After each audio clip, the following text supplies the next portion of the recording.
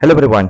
आज हम लोग डिस्कस करेंगे सोर्सेस ऑफ लॉ CSET के मोस्ट इम्पॉर्टेंट MCQ। तो ये जो भी मैं करा रहा हूँ आपको, ये CSET एग्जाम के लिए जो लॉ का सब्जेक्ट है उसके अंदर सोर्सेस ऑफ लॉ करके एक जो चैप्टर है उसके इंपॉर्टेंट MCQs हम लोग इस पर्टिकुलर वीडियो में चेक करेंगे, सॉल्व करेंगे। ठीक है, तो चलो स्टार्ट करते हैं। सबसे पहले, who stated that law is the highest reason implanted in nature? जैसा किसने बोला है? ऑप्शन देखते हैं। ए Justin, B Salmond, C Cicero, D Kelsen. तो इसका करेक्ट आंसर है सी सिसेरो। ठीक है, चलो नेक्स्ट देखते हैं। Question number 2, who stated that law is the body of principles recognized and applied by the state in administration of justice? किसने बोला है ये?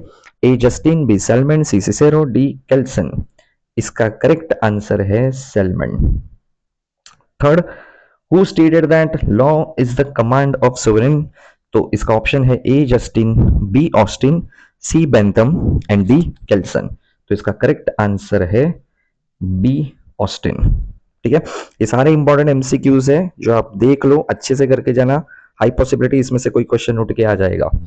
Next, question number 4, out of the following which statement is true? कौन सा statement true है? तो देखते हैं। A, law is not universal in nature. B, custom is not only precedes legislation but it's superior to it. C, law is the matter of unconscious and organic growth. And D, all of the above. तो generally हम लोग देखते हैं कि all of the above होता है काफी सारी जगह पे, और यहाँ पे all of the above he correct answer है। ठीक है, तो ये पहले हमने कितने क्वेश्चन किए? 4 हो गए। चलो आगे बढ़ते हैं। Question number 5, so which law defines the law in terms of judicial process? A, realist law, B, natural school of law, C, sociological law, D, historical law. तो इसका करेक्ट आंसर है रियलिस्ट लॉ। ठीक है, question number 6 देखते हैं। What are the principles of the sources of Indian law? Indian law कहां से आया है, कहां से बना है? A, custom, B, precedence, C, statutes and D, all of the above. तो correct answer is all of the above. Custom old belief से भी आया है, प्रेसिडेंस मतलब जज के स्टेटमेंट से भी आया है, स्टैट्यूट्स मतलब एक्ट भी है, all of the above. Next, question number 7, what are the requisites of the valid custom? Valid custom कब होते हैं, मतलब कब मैं कस्टम को लॉ बना सकता हूं?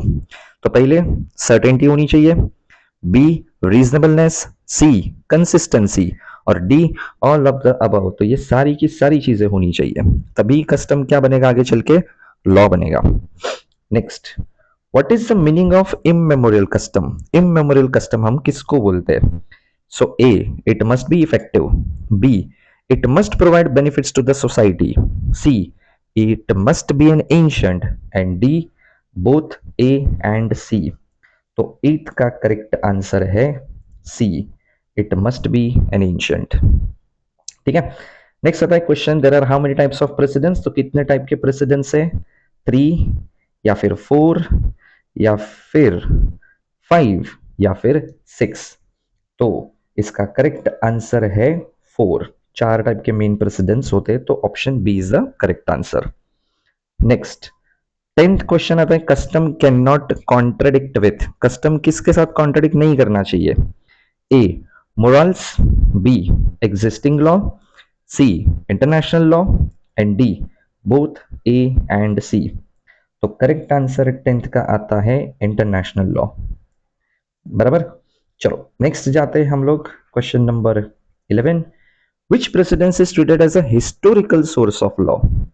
Declaratory, original, persuasive, both A and B. तो इसका करेक्ट आंसर है परसुएसिव। ठीक है, जो हिस्टोरिकल सोर्स ऑफ लॉ माना जाता है।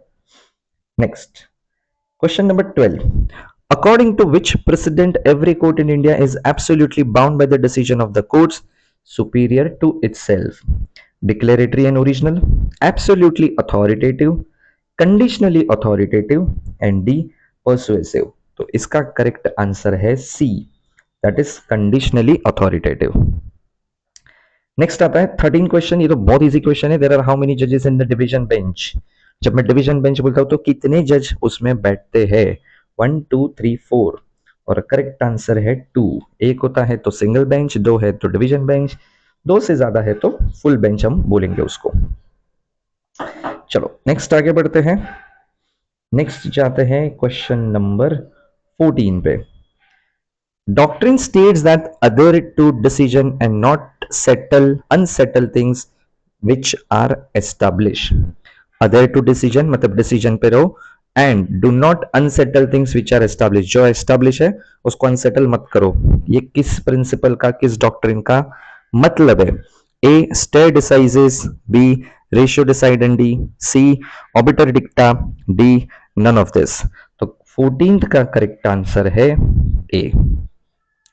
Next, which statement is incorrect? कौन सा स्टेटमेंट इनकरेक्ट है? रॉन्ग स्टेटमेंट ढूंढना है हमको। There are total 25 high courts in India. High court is the second highest authority in the judicial system.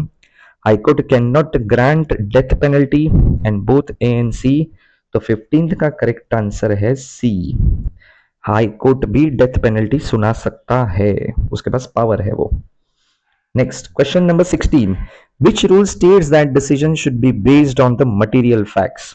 Locus standi, ratio decidendi, obiter dicta, none of this. 16th का correct answer है ratio decidendi. Okay.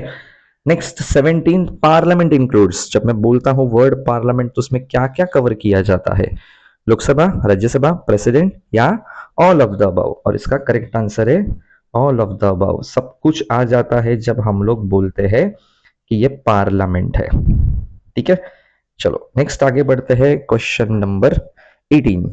In the absence of any law provision और the custom और the personal law then decision should be based on, ठीक है, justice, equity, good conscience and all of the above.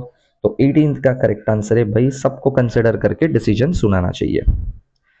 Next, 19. The chief source of English law is common law, merchant law, statute law, all of the above। और 19 का भी answer है all of the above। Next, question number 20. The executive power is vested mainly in the President of India as per which article? 53(1), 54, 55(1) या तो 56। और उसका correct answer है 53(1). ab initio का मतलब क्या होता है? In law, from the starting point, here the other side, none of the above. 21 का करेक्ट आंसर है B, from the starting point. Next, sign diamonds, इसका मतलब क्या होता है? क्वेश्चन नंबर 22 पे है हम। ठीक है, चलो आगे देखते हैं। Option A guilty mind, B without a day, C existing condition and D by law itself। तो 22 का करेक्ट आंसर है विदाउट डे। नाउ अब जैसे कि आपको ये दिख रहा है, ये एक आपको पता है साइटेशन है, Furman versus Georgia 408 US 238 1972। In this 238 क्या है? Reporter series, page number, volume number, none of the above. तो करेक्ट आंसर है ये है पेज नंबर। ठीक है, नेक्स्ट, CLJ स्टैंड्स फॉर, सारी जो अलग अलग रिपोर्ट्स बनती है उसमें CLJ का मतलब क्या होता है? Company law judicial, company law justice, company law journal, company law judgement. तो 24 का करेक्ट आंसर है C company law journal. Next question number 25। ये सबसे इजी क्वेश्चन है। SEBI act was introduced in which year? 1992, 93, 94, 95। ठीक है, तो क्वेश्चन नंबर 25 का करेक्ट आंसर है 1992। अब अगर आपने ढंग से पढ़ा होगा तो यूएन साइट्रल स्टैंड्स फॉर, उसका फुल फॉर्म बताना है आपको। तो आप ध्यान से ऑप्शंस देखोगे तो मैं आपको ऑप्शंस बता देता हूं। इसका करेक्ट आंसर है option C, that is United Nation Commission on International Trade Law. ये उसका फुल फॉर्म होता है। ठीक है, तो हम लोग 26 क्वेश्चन कंप्लीट कर चुके हैं, ये सारे देख लिए आपने। चलो आगे बढ़ते हैं हम लोग। Question number 27। Mediation Act was introduced in which year? 1996, 2005, 2011, 2023। तो क्वेश्चन नंबर 27 का करेक्ट आंसर है 2023 में, ये रिसेंटली आया है। Competition act was introduced to protect, किसको प्रोटेक्ट करने के लिए कंपटीशन एक्ट को बनाया गया है? सप्लायर, फॉरेन कंपनीज, कंज्यूमर और इंडियन कंपनीज। तो करेक्ट आंसर है भैया कंज्यूमर को प्रोटेक्ट करने के लिए बनाया गया है, ताकि कोई कंपनी कंपटीशन में मोनोपोली क्रिएट करके कंज्यूमर को एक्सप्लॉइट ना करे।